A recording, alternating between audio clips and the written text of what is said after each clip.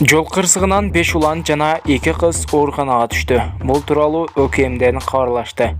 Маалыматта Кырсык Талас шаарында катталган. Ленин менен Панфилов көчөлөрүнүн кесилишинде ылдамдыкта келе жаткан каршылаш 2 унаа кагылышкан. Унаалардын ичинде 5 улан жана 2 кыз ооруканага тез жардам менен жеткирилди. Жабырлануучулардын баары 2000-2003 жылкы туулган жарандар болгон. Бирге партиясынын мүчөсү Кубан Сокубашев Токмокто катуу кырсыктан каза болду. Бул тууралуу партия лидери жергиликтүү басмалардын бирине билдиришкен. Белгилей кетсек, 3-октябрга караган түнү Toyota RAV4 менен Mazda унаалары кагылышкан. Mazdanын ичинде Кубан Сокубашев, анын аялы 19-17 жашта жана 6 жашка чейинки жаш балдар болгон. Кырсыктан 35 жаштагы саясатчы жана аялы каза тапты. Ал эми экинчи жол тандабастагылар болсо ар кандай жеңил жаракат алышкан.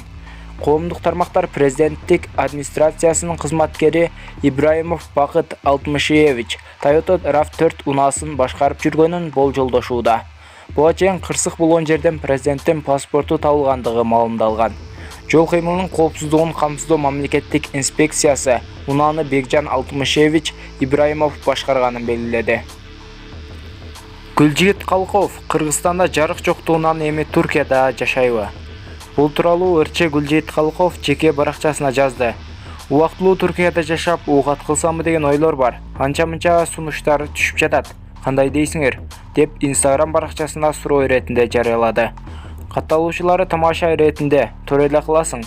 Бул жакта свет деле жок. Жашоо кайда болсо ошол жактан угатыңды кыла бер. Азыр жашсың жана башка кеңештерин беришти. Бүгүн Ысык Көл облусундагы жол кырсыктан Рысбек Ахматбаевдин ата-энеси каза болду. Бул тууралуу Акипресс агенттиги билдирди. Кырсык бүгүн 4-октябрда болду. Унаа Чолпон атадан балыкчыны көздөй бара жаткан.